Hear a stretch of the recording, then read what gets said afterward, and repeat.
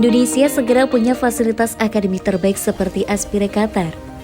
Menteri Pertahanan Prabowo Subianto mengatakan suatu saat nanti Indonesia akan mempunyai akademi terbaik seperti di Aspire Qatar. Jawaban itu sekaligus menjawab pertanyaan dari Kapten Persib Bandung U17 Muhammad Akrom.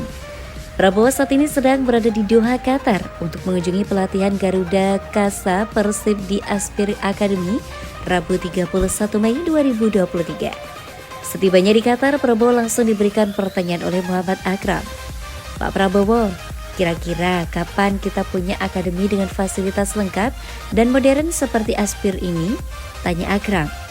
Tidak lama kemudian Prabowo tersenyum, ia pun langsung segera menjawab pertanyaan itu. Insya Allah sebentar lagi, kata Prabowo. Aspire Academy adalah komplek pelatihan olahraga yang mewah dan modern serta menampung ribuan atlet setiap tahunnya. Khusus sepak bola, sedikitnya 50 klub tiap tahun datang berguru ke Aspire dengan fasilitas komplitnya. Sambil melihat latihan anak-anak Persib Bandung U17, Prabowo juga banyak dapat penjelasan dari Direktur Jenderal Aspire Academy, Ivan Bravo. Ivan Bravo juga menjabat sebagai Direktur Teknik Timnas Qatar. Saya bangga dan bahagia. Kalian ada di sini adalah bagian dari janji saya. Rasakan dan nikmati fasilitas mewah kelas dunia di sini, ujar Prabowo. Sebentar lagi finalis Nusantara Open 2022, PSLS Loksmawe juga dikirim berguru di Aspire Academy. Tidak hanya itu, Ketua Delegasi Garuda Yaksa Persib Ferry Francis menambahkan kalau timnas U16 Indonesia juga akan dikirim. Meski bertindak sebagai Menteri Pertahanan, Prabowo adalah penggagas berdirinya Akademi Garuda Yaksa.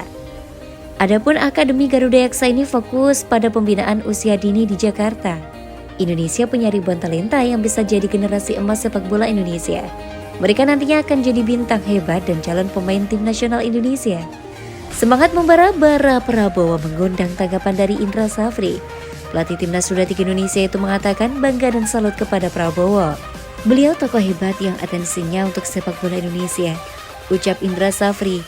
Prabowo berencana untuk menyelesaikan pertandingan Persib Bandung U17 versus Al-Khair pada Kamis 1 Juni 2023.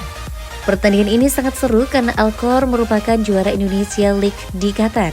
Menurut Ketua IFK, Vidi Visiandri, Al-Khair diperkuat anak-anak muda potensial macam Edlan, Fawaz, dan Huzaifah. Hadir juga Dubes RI di Qatar, Ridwan Hasan. Di sisi lain, naturalisasi ke timnas Indonesia tertunda, Kai Boham malah resmi digait tim Kasta 2 Belanda. Pemain keturunan yang sempat membela timnas Indonesia U19 Kai Boham baru saja meresmikan transfernya ke SC Telstar pada Kamis 1 Juni 2023. Defender 19 tahun berdarah Belanda tersebut meninggalkan Akademi Almer City FC dengan alasan siap mencari tantangan baru. 4 tahun lamanya, Boham belajar bersama tim muda Almer sebelum memutuskan berbaju Telstar. Kemungkinan besar ia diberi kesempatan untuk bersaing di skuad senior musim depan yang berlaga di Divisi 2 Belanda atau Eerste Divisi. Tidak diketahui berapa harga yang harus Telstar bayarkan, tetapi bisa jadi transfer ini dirampungkan secara cuma-cuma alias gratis usai kontrak sang wonderkid habis bersama Almer. Pada musim 2023-2024 mendatang, Boham akan dihadapkan dengan target untuk membantu klub barunya untuk promosi ke kasta teratas yakni Eredivisie. Sudah lama sekali sejak SC Telstar kemarin di level tertinggi yakni 1977 hingga 1978 silam. Setelahnya mereka selalu berkutat di divisi kedua dan paling banter hanya 4 kali menembus playoff promosi. Telstar sendiri tidak asing soal memiliki pemain blasteran Indonesia dan Belanda. Sebelum Kai Boham, sempat ada Stefano Lillipali yang merumput di Buko Stadion sejak Agustus 2015 hingga Januari 2017. Lillipali yang bergabung setelah sempat bermain kurang lebih setahun di Liga 1 bersama Persija Jakarta, mampu menjadi pemain inti bagi Telstar. Pemain kreatif dan versatile tersebut total bisa mencatatkan 47 penampilan berikut 11 gol dan 8 assist. Pengalaman tersebut membuat Lillipali kemudian bisa memainkan 29 pertandingan bersama timnas Indonesia dan berbuah 3 gol. Diharapkan tentunya karir Boham bisa lebih baik lagi ketimbang sang senior yang sudah cukup fenomenal. Tentu akan jauh luar biasa jika nantinya sang bek sentral bisa ikut menjadi bintang naturalisasi bagi Merah Putih. Benar, jika Keboham sudah didekati oleh PSSI untuk diikutkan dalam program naturalisasi pemain timnas Indonesia, kelompok umur tetapi masih belum berpihak padanya. Ia sempat dipanggil dalam pemusatan latihan tim Garuda U19 pada Juni 2022 lalu yang ditempa untuk mengikuti ajang Piala AFF U19, tetapi pada akhirnya gagal membuat pelatih Sintayong terkesan. Juru taktik asal Korea Selatan itu merasa jika Boham sebagai bek tengah tidak diberkahi fisik yang bisa membantu timnas Indonesia belia meredam lawan-lawan dari Asia, Eropa, Afrika, maupun Amerika Selatan dan Utara.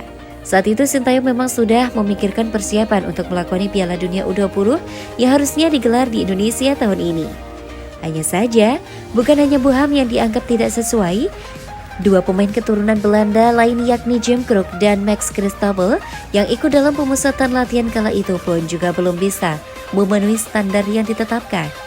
Banyak yang beranggapan jika Keboham beserta teman-temannya perlu diberi kesempatan kedua untuk menjalani seleksi pemain naturalisasi. Pasalnya, menilai kemampuan pemain muda tidak cukup dengan sekali tes saja.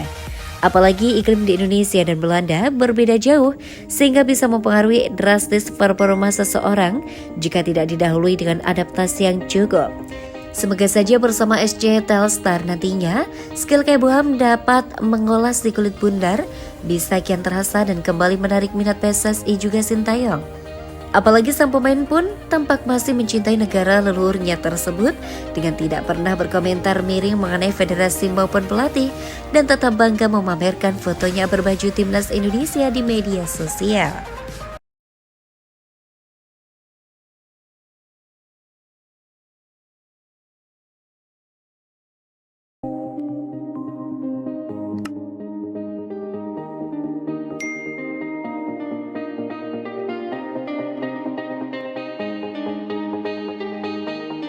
Berkat Erick Thohir, ex-kiper timnas Indonesia Kurnia Mega dibantu jadi pengusaha.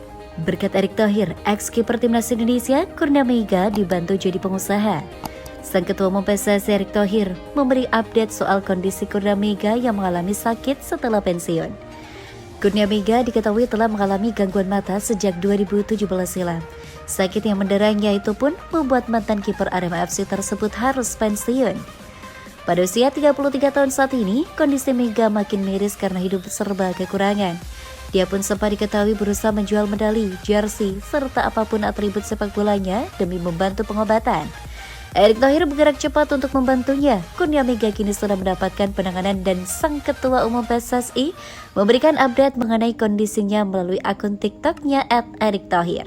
Tadi tim dokter sudah laporan saya. Rencana Mega dan keluarga harus mulai disiplin makan makanannya supaya menjaga penglihatan yang sekarang sudah ada dan juga akan dicarikan alat bantu untuk supaya bisa menjaga penglihatan, kata Erick Thohir dalam video tersebut. Tak hanya membantu pengobatan, Erick Thohir juga berjanji untuk membantu Kurnia Mega untuk menjadi mandiri setelah pensiun dari sepak bola. Ex-kiper timnas Indonesia tersebut akan dibantu untuk menjadi pengusaha untuk menyambung hidup. Yang kedua, saya juga bersepakat, insya Allah kita bantu jadi pengusaha, tambah Erick Thohir. Erick juga mengungkapkan bahwa Mega akan membantunya dari sisi keolahragaan. Mega rencananya akan ikut membantu para pemain muda lewat motivasi-motivasinya demi membantu perkembangan mereka secara mental.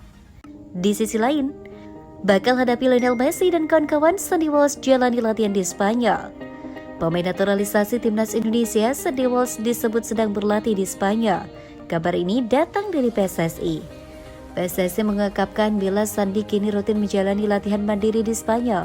Tak sendiri, pemain berposisi sebagai bek itu ditemani oleh sang pelatih pribadi. Latihan tersebut tentu dilakukan untuk mempersiapkan fisik sebelum menjalani debut bersama timnas Indonesia.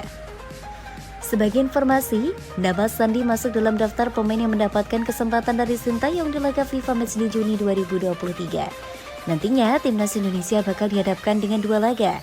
Pertama melawan timnas Palestina pada tanggal 14 Juni 2023, kemudian menghadapi timnas Argentina pada tanggal 19 Juni 2023. Sandy diketahui sedang berlatih sendirian dengan ditemani oleh seorang pelatih pribadi di Marbella, Spanyol, tulis PSSI. Sementara itu, Sandy Walsh dipastikan bakal menjalani debut yang spesial. Pasalnya, pemain berusia 28 tahun itu akan bermain di kampung halaman sang kakak, yaitu Surabaya. Seperti yang diketahui, duel Timnas Indonesia versus Palestina dijadwalkan digelar di Stadion Gelora Bung Tomo, Surabaya. Saya sudah mendengar kabar dari PSSI terkait FIFA Matchday Juni di Surabaya. Itu merupakan kampung halaman kakek saya. Saya sangat senang mendengarnya. Semangat, sampai jumpa di FIFA Matchday Juni, kata Sandi. Di sisi lain, laga Timnas Indonesia versus Argentina akan dihelat di Stadion Utama Gelora Bung Karno, Jakarta. Hal ini tak mengurangi rasa antusias yang dimiliki Sandi. Pasalnya, akan ada kesempatan bermain melawan Lionel Messi dan kawan-kawan yang merupakan tim terbaik di dunia saat ini. Melawan Argentina akan menjadi momen spesial. Mereka adalah juara dunia dan peringkat 1 dunia. Ini menjadi pengalaman berharga bagi saya dan tentu skuad Indonesia, tuturnya.